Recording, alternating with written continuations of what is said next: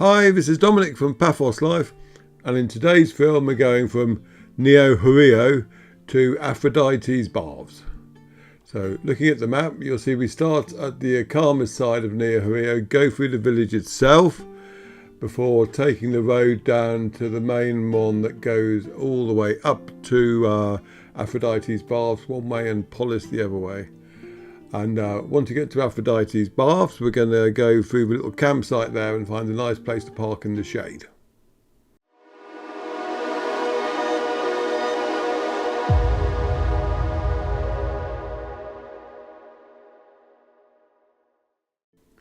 So we're coming on the road from the Akamas. We would have just, if you'd carried on down this road, you'd have been at, I believe it's pronounced Smai's picnic site. So we're turning right here. In the past I've always called it Smaigies, but looking at how my pronunciations have gone, I think it's probably pronounced Smaies. Please correct me if I'm wrong. So now we're in Neo Chorio itself. In the past you had to drive through the village in order to get up to the Akamas this way, but they since built a bypass, and the bypass is very convenient if you want to get to the Akamas, but if you want to see the actual village itself, it's not very helpful because you go straight past it. So if you do want to have a look at the village, come off the bypass and go through it itself because it's lovely. There's a Smai's tavern on the right there, and also on the right, which you can't really see here, there's a little gorge. And if you follow the road to the right up ahead, you'll end up going to Paphos Gorge, which is something I featured last year. And it's an amazing place. But we're not going anywhere near that today. I'm in the wife's car, which is why there's a clean bonnet on view, and well, cleanish. And we're going to be going and sticking to ordinary roads until the very end. I suppose it's a bit bumpy at the campsite. But this is a very nice village indeed. It's very picturesque. There's a supermarket here, a couple of taverns. Nothing like a petrol station. If you want anything like that, you need to get that at Latsi or Polis. Roads are very narrow though, so take your time, don't go crazy, and keep an eye out for passing places because you might need to reverse at one point to let a tractor through or something similar.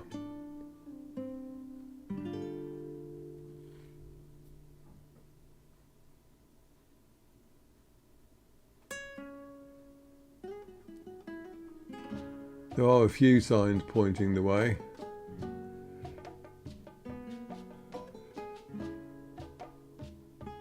But up here, when you get to this point, make sure you turn left.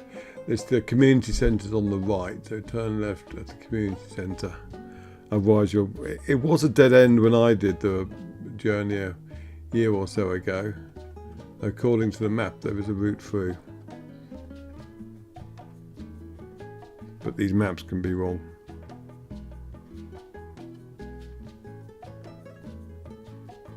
It's an annoying thing about Cyprus and Google Maps is that it's impossible for us mere mortals to correct things on the maps, such as non-existent roads and things like that.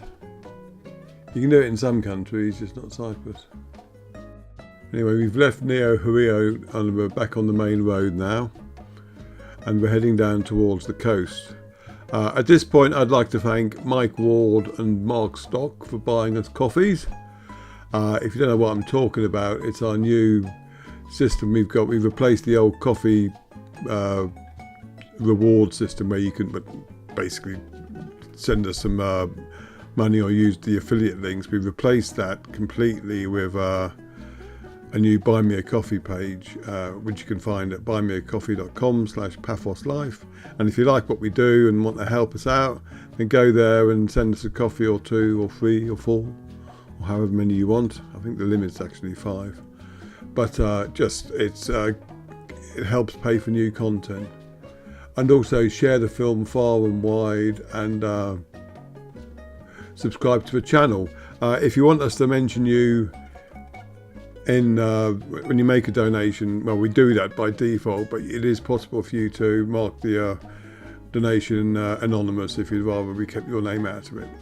So that's that, and let's get back to the film. We're coming down the hill. It's a fairly sedate pace, but look at the nice condition of the road. I'm very impressed with how most of the roads in Cyprus are maintained compared to what I'm used to back in the UK, where it's basically pothole country.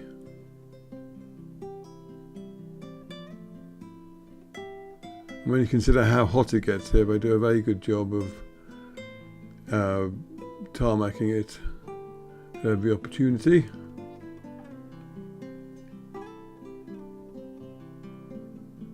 And if you stay on this road, it'll go through Latsi and then up to Polis.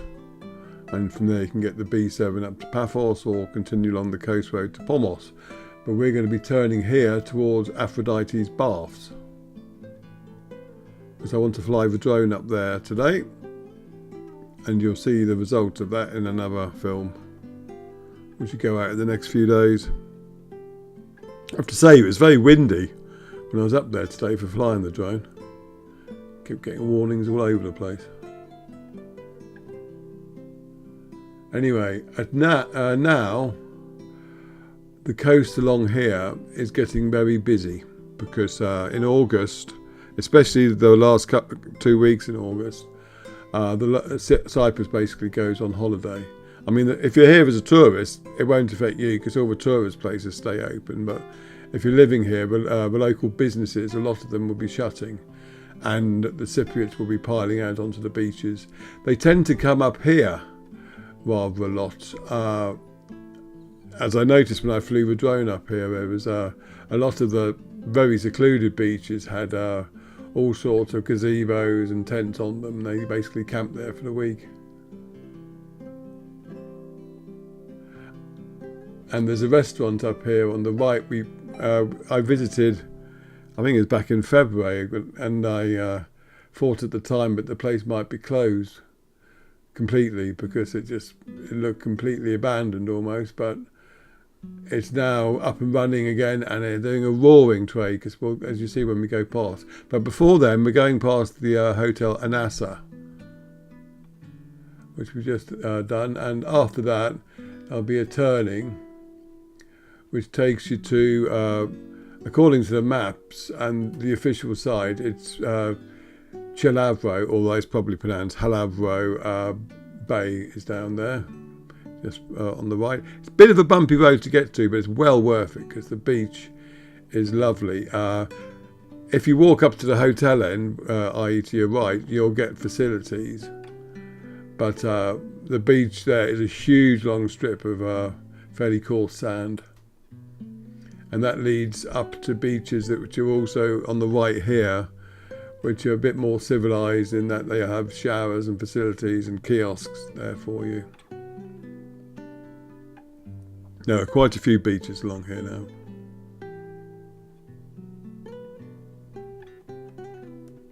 It's a lovely drive, this.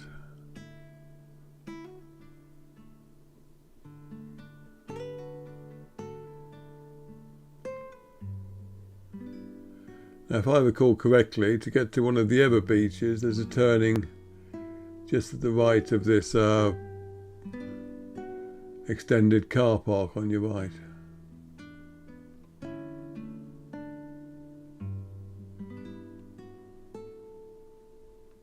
Yeah, just where that car's going, that was very convenient. And there are a few parking spaces down there. The beaches along this end of the bay tend to be more pebbly, but there'll be sunbeds and stuff there. I do need to go down there in the next few days, actually, to do a few films of the various beaches. I'll have to do it early in the morning, though, because I don't want to do them when they're full of people. It's because some people object, and I can understand why they don't object. I wouldn't like someone filming me when I'm having a sunbathe. Well, on the right there, you can see cars parked all the way up here. That was the place I thought was closed down. It obviously only opened in the summertime, but it was doing a roaring trade when I filmed this on Sunday.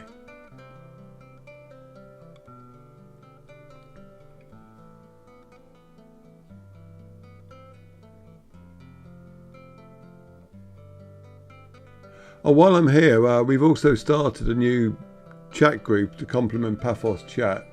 Oh, it's a dog beach on the right just there, by the way. It's called Cyprus Chat rather than originally, but we thought we'd keep the names and convention rather simple. Basically, that's where we'll post stuff that's more for the rest of the island, because some people were saying, oh, don't post it on Paphos Chat. So, okay. We got Cyprus Chat as well. That's also a public group, whereas Paphos Chat is a private one. And being public, it means you can share stuff there as well. So that if you've lost your dog, for instance, or your wallet, then you can post it there, and then people will be able to share your post. On a private group, people can't do that. So, for instance, if you wanted to post something like that to Paphos Chat, you'd have to post it on Cyprus Chat first, and then share that post to Paphos Chat. And then people would be able to share that. That's just the way Facebook works. But anyway, take that out. We're still keeping Paphos Chat going, I should say there. Anyway, on the right here, we're going to have Aphrodite's restaurant. Although I think I've spoken a little bit too early. That's Aphrodite's outhouses. Yeah. And here's the restaurant. It's very nice, and if you walk on the other side of the restaurant, down the steps, you'll get to Aphrodite's hidden beach, or Aphrodite's secret beach, depending on how you want to call it.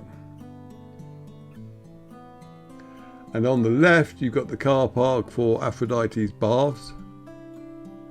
And it's a free car park, and you can park there, and you don't have to go to the bar, but you can just go for a wander up to the campsite, and you can join lots of nature trails from there if you fancy a walk. It's a very nice area for nature trails. Beautiful countryside. But I'm going to go on to the campsite. It's an eco-friendly campsite, I should add. It's allowing for this car to get past. And I'm going to park up and fly my drone.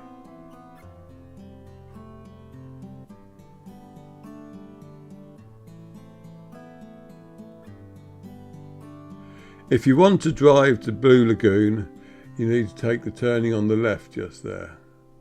I think that guy might have been trying to do that. Good luck to him. I mean, it is doable, but it depends on whether you own your own car or not, and whether it's a decent 4x4. Now, in this campsite, there are some little coves which you have to walk down steps to get to.